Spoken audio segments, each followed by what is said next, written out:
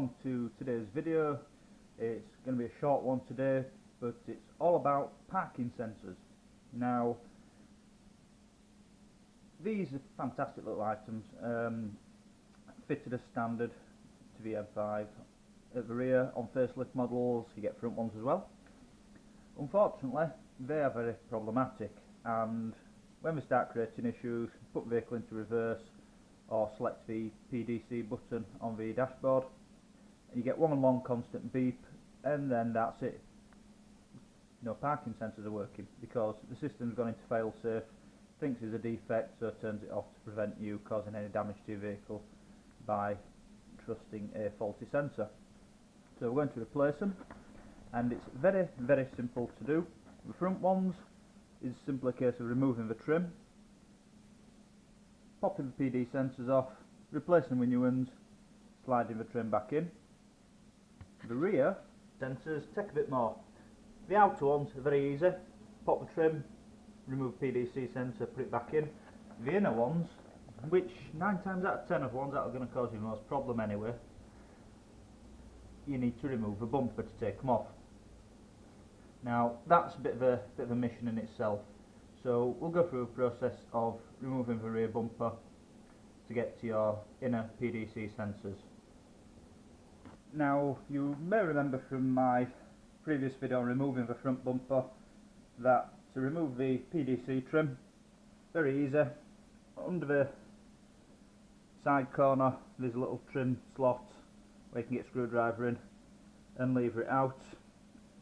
I'm going to use an electrician screwdriver purely because it's got a rubberized body, and then if it does slip it's not going to cause me any damage to my paintwork. I'm also going to use a microfiber cloth rolled up into a bit of a sausage. I'm going to use that as my lever. So underneath, screwdriver into the trim, cloth pushed up, then that's it. Very simply pop it off, being careful not to snap it. And once you've done that, you can unplug the sensor wires and remove the trim completely. To remove the sensors from the trim, be very careful, because in the back there is some plastic welded mounting tabs onto the back of the trim, and they're very easy to snap off.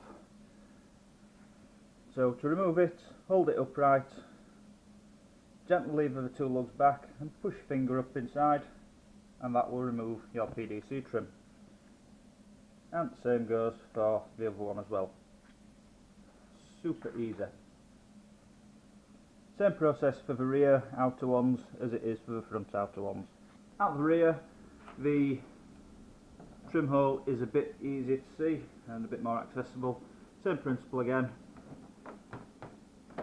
It'll take a bit more levering and it'll go with quite a snap.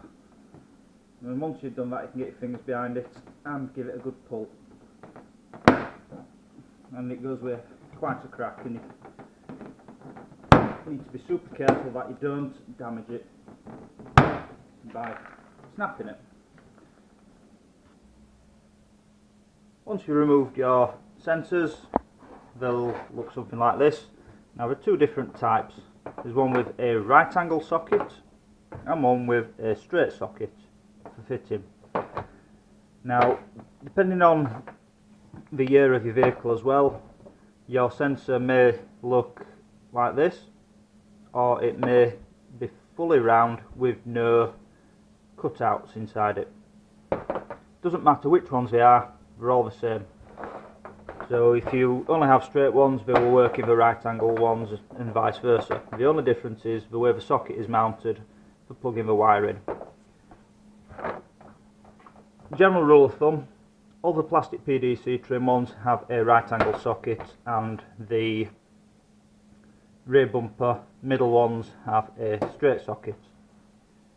General rule of thumb. That may not always be the case. If somebody's replaced them in the past, there may be a bit of a mix and match. So what I've done is I've ordered 6 brand new sensors, and they are the latest latest ones as well, which are round nose. Personally, I find these a bit more pleasing to look at. They suit the vehicle a bit better than the old-fashioned one.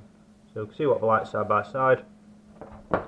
Sockets are identical, and also they have the mounting lug as well. So you can only slide them into your plastic trims in one way.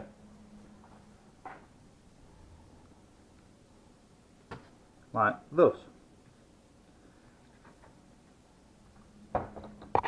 So we're going to fit all the front ones, and then we're going to remove the rear bumper. Once you have your sensors back in the trim, refitting is simply a case of following the opposite to removal. Plug them in, make sure that the wires are firmly pushed home.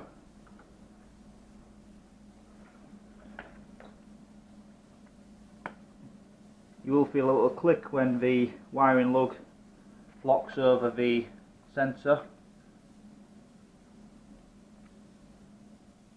If you can't feel that little click, just give it a little extra squish, then it'll go in. Feed the sensors back inside the holes in the bumper.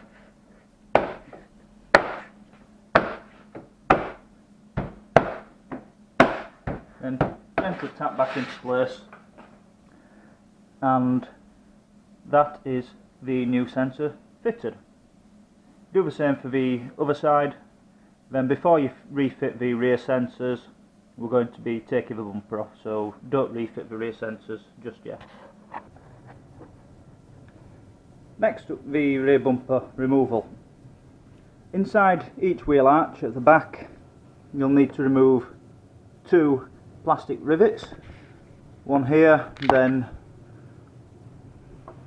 one just out of view here. Then inside the back of the car, you will need to remove 3 M8 bolts which hold the rear bumper shock absorber in place. So it's 1, 2 and a third one down the bottom. If you've got a wiggly wrench, then that'll make the job easier. If not, then you'll have to start removing quite a lot of trim to get at it. Once you've done that, you will also then need to remove the rear diffuser, bumper mountings at the bottom, and then once all that's removed, you should be able to slide the bumper off the vehicle with a gentle bit of force. Once the bumper is ready for removal, make sure you've got something to put on the floor so you don't scratch the paint on the bumper, because you may want to slide it all the way off for cleaning behind the bumper and inspecting, or alternatively you may just want to slide it out far enough so you can get the PDC sensors out. Once you've slid the bumper off far enough, slide it off about 6 inches, then you should be able to get access. Then you'll need to remove some of the polystyrene bumper shaping foam that's behind the bumper, which helps keep the shape of it. And once you've done that, you'll be able to see the sensor. 2 little clips at the bottom. Pull them apart slightly, then push with your thumb and the sensor will slide out. Super simple. Do the same for the other side, then refit your new sensors back to the car. Once you've painted and reinstalled the central sensors, refitted the trim to the outside and installed the outer sensor, then you'll need to refit the bumper. And it is simply a case of sliding it back into place, taking into account mounting lugs on the inside of the bumper housing.